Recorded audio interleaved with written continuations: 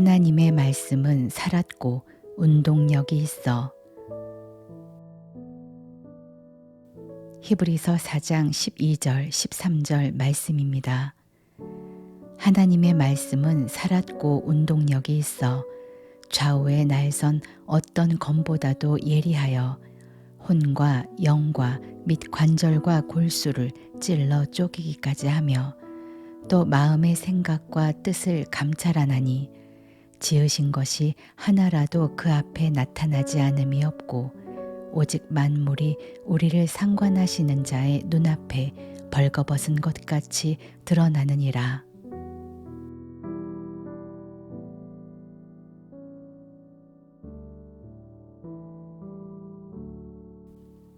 사람들은 인생을 고해라고 말합니다. 과연 어느 누구를 보아도 마음에 평안이 없고 그래서 하루하루를 힘겹게 살아가고 있는 모습입니다. 마음의 평안과 안식을 얻기 위해서 나름대로 명상이나 수도를 하거나 또는 한적한 시골에서의 삶을 동경하는 사람들을 볼 수 있습니다. 그러나 그렇게 해서는 평안과 안식을 얻을 수가 없습니다. 우리 인생이 이렇게 쉼이 없는 근본 원인은 오직 한 가지, 하나님을 떠나왔기 때문입니다. 그러므로 그 하나님을 다시 만나지 못하면 안식 없는 고된 우리의 인생길은 한도 끝도 없이 계속될 것입니다. 하나님은 우리에게 예수를 보내어 참 안식을 주기 원하십니다. 하나님의 안식에 들어가기 전에 꼭 거쳐야 할 과정이 있는데 그것은 예수에 의해서 이끌림 받는 삶입니다. 이 삶의 때에 하나님으로부터 우리를 분리해내고 있는 옛사람이 예수의 십자가에 의해서 처리받게 됩니다. 그렇게 되면 우리는 하나님과의 사이에 있던 죄의 담이 무너져 화평을 이루게 되고 하나님의 안식에 들어가게 됩니다. 이 과정에 있어서 옛사람은 필사적으로 예수의 말씀과 그로 인한 십자가를 피하려 하는 것은 일면 당연합니다. 그러나 그렇게 피하게 되면 그것은 곧 하나님의 안식으로부터 피하는 것입니다.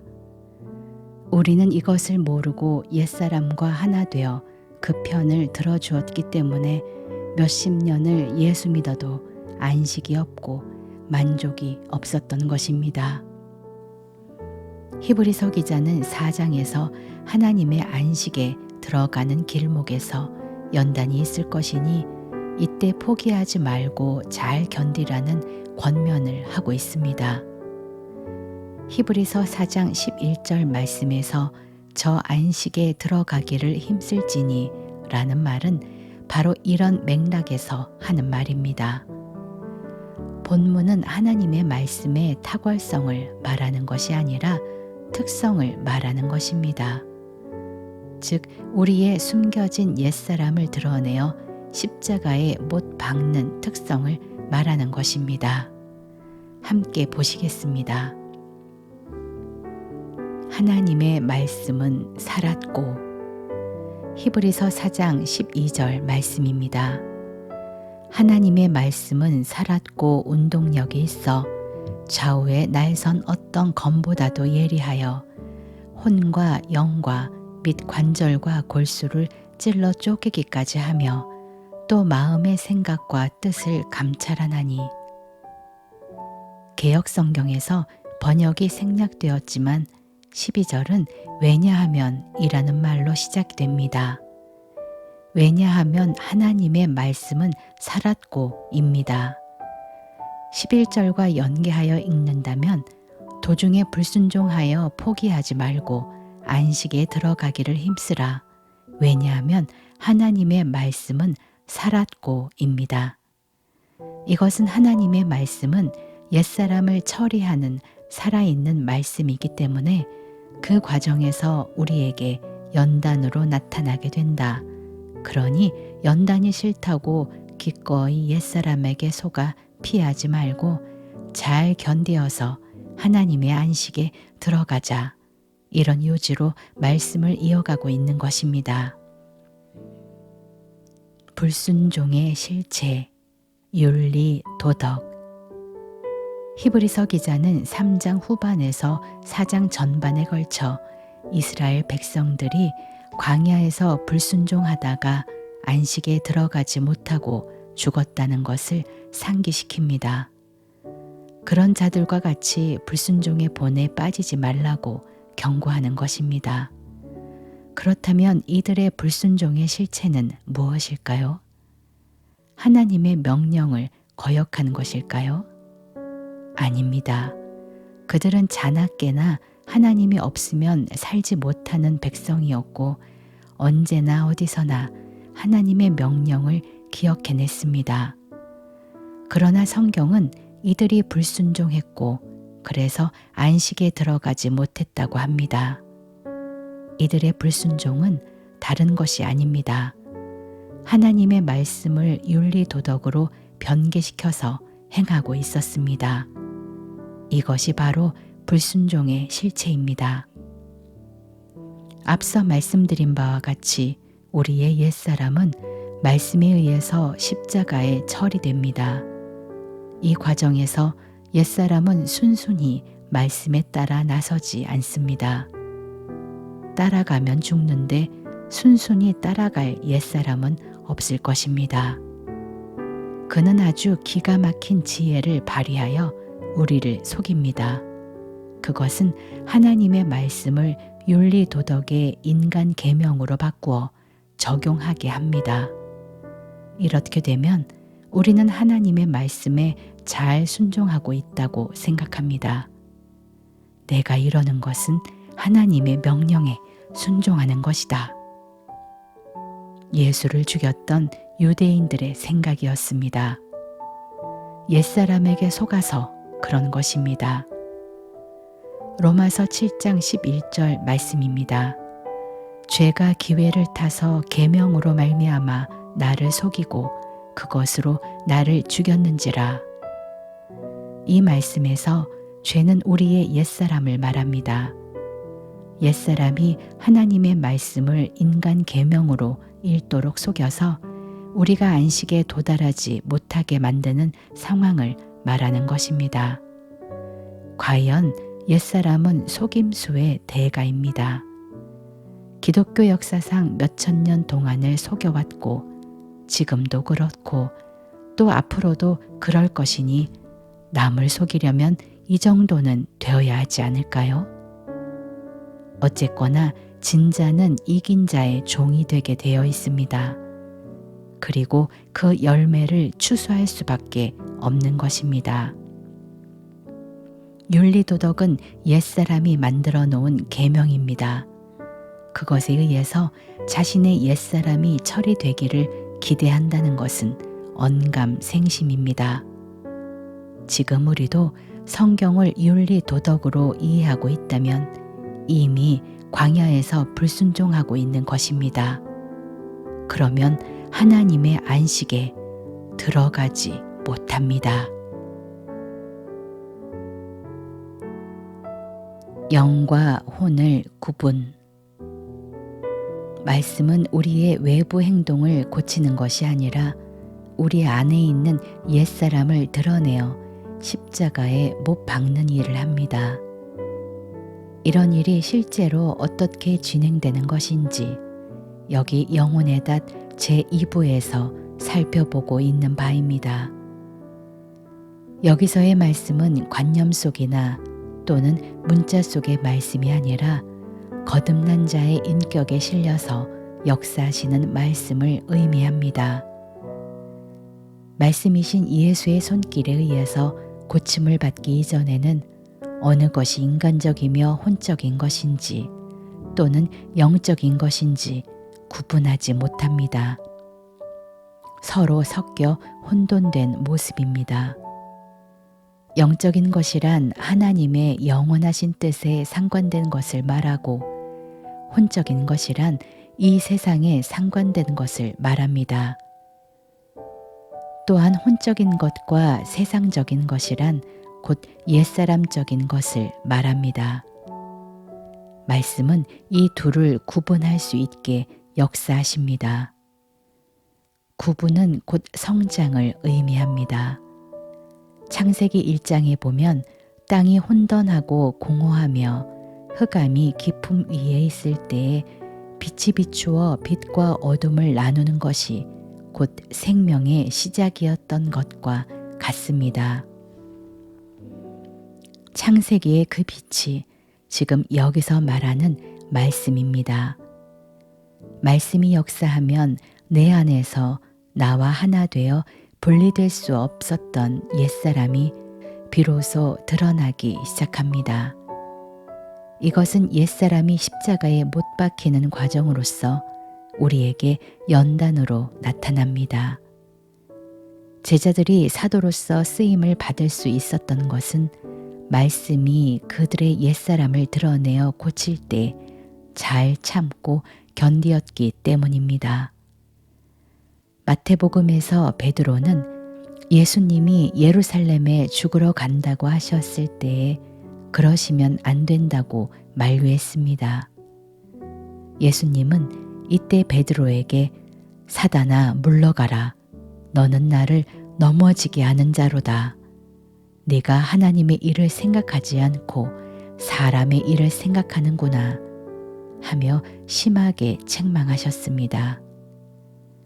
이것이 말씀에 의해서 베드로도 알지 못했던 하나님의 일과 사람의 일이 구분되는 모습입니다. 영과 혼을 갈라내는 말씀의 능력입니다. 예수를 죽자 살자 따라 나섰던 베드로는 이런 책망을 받게 되었을 때에 마음이 천갈래 만갈래로 찢어지는 것 같은 아픔이 있었습니다. 그러나 아픈 만큼 깊숙이 그리고 확실히 영과 혼이 구분이 되는 것입니다. 아프지 않으면 말씀이 제대로 역사를 하지 못했다는 또 다른 증거입니다. 그러므로 아픔은 필연입니다. 일반적으로 말씀의 역할은 세상에 힘들고 지쳐있는 사람들을 따뜻하게 위로해주고 용기를 주는 것으로만 생각하는 경향이 있습니다.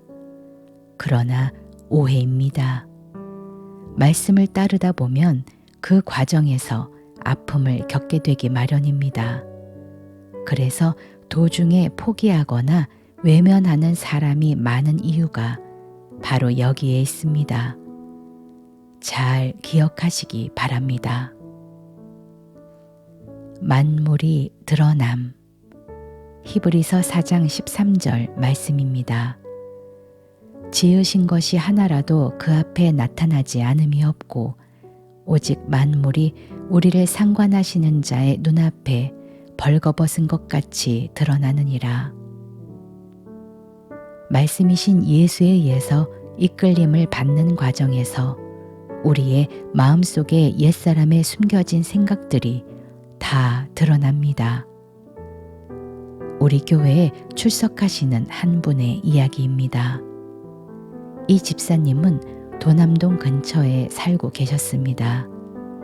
이분은 오래전 저로부터 교회 근처로 이사 오라는 권면을 받았습니다. 그러나 그 말을 하나님의 말씀으로 받지 못하고 흘려버렸습니다. 지금같이 거의 모든 예배에 참석하는 것으로 충분하다고 생각했습니다. 그러나 이사를 오게 되면 지금까지 자신을 돌보아 주던 가족들과 헤어져야 하고 직장과의 거리가 멀어지는 것을 두려워하는 옛사람의 마음을 보지 못했습니다. 이분은 말씀을 계속 듣는 중에 이사를 오라는 것이 주님의 뜻이라는 것을 알았습니다. 또한 이사는 가족으로부터의 독립과 교회보다 직장을 우선시하지 않겠다는 신앙 고백이라는 것도 알게 되었습니다. 그래서 마음을 굳게 먹고 교회 이외에 아무런 연고가 없는 일산으로 이사를 왔습니다. 오고 나서 무척 기뻤고 생각도 옳은 결단을 했다고 생각을 했습니다. 그러나 점차 시간이 지나면서 주일 말씀이 귀에 그리 달지가 않았고 무슨 이유인지 모르게 마음이 편하지 못했습니다. 이것을 보게 된 저는 이분께 이렇게 말씀드렸습니다. 이사 온 후 달콤했던 가족의 정을 더 이상 누릴 수 없게 된 것에 대한 원망 때문에 그런 것입니다. 이 집사님은 그것에 동의할 수가 없었습니다. 아닙니다. 저는 이사 와서 오히려 기쁜데요. 그래요? 제 말이 맞을 것입니다. 좀 더 생각해 보시기 바랍니다. 사실 저의 말이 정확합니다. 이분은 자신의 숨겨진 옛사람의 마음을 보지 못하는 것입니다. 막상 이사 오라고 해서 왔지만 인간적으로 의지하던 가족들로부터 멀어졌지. 출근길은 4, 50분 정도 더 걸리지. 이런 상실감에 자신도 모르게 저를 원망하였던 것입니다. 이런 상태에서 제 설교 말씀이 잘 받아들여질 이치가 없는 것입니다. 이분의 경우 이사 와서 좋다고 하는 것은 세 사람인데 아직 세 사람은 이분 안에서 힘을 발휘하지 못하고 있습니다. 그래서 세 사람의 생각은 생각에 그치게 되는 것이고 정작 몸을 움직이는 것은 옛사람이었습니다. 옛사람은 자신의 육신적인 낙을 빼앗긴 것에 대한 원망을 품게 됩니다. 이런 옛사람은 여간에서 잘 드러나지 않습니다. 이분처럼 지적받고서도 몰라서 아니라고 부인하는 경우가 비일비재합니다. 이분은 나중에서야 자신의 여동생에 대한 이야기를 하다가 숨겨졌던 원망이 배어나오는 것을 알 수 있었습니다. 그 당시 지적받고서야 비로소 자신의 옛사람의 모습을 볼 수 있었고 제 말을 시인하게 되었습니다. 말씀은 이와 같이 우리의 숨은 옛사람의 생각과 뜻을 드러냅니다. 드러난 옛사람을 인정하고 고치고자 하는 자는 이런 과정을 통하여 고침을 받게 됩니다.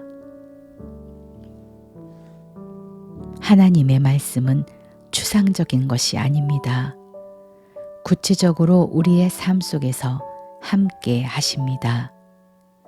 이런 말씀을 삶 속에서 체험하게 된다면 자신은 비로소 예수에 의해 이끌린 삶을 사는 것입니다. 이 과정에서 우리의 옛사람은 명확하게 그 정체를 드러내고 십자가로 끌려가게 됩니다. 혹 이 과정에서 우리의 아픔이 있을 수 있으나 지혜롭게 잘 견디어야 할 것입니다. 불순종하다가 시체가 광야에 엎드러진 이스라엘의 조상은 다른 사람이 아닙니다. 그동안 옛사람에게 속아서 안식에 들어가지 못하고 지금도 광야에서 방황하고 있는 나 자신입니다. 이제 그 생활 청산하고 하나님의 안식에 들어갈 때입니다. 그 하나님의 안식에서 형제 여러분들을 보기 원합니다.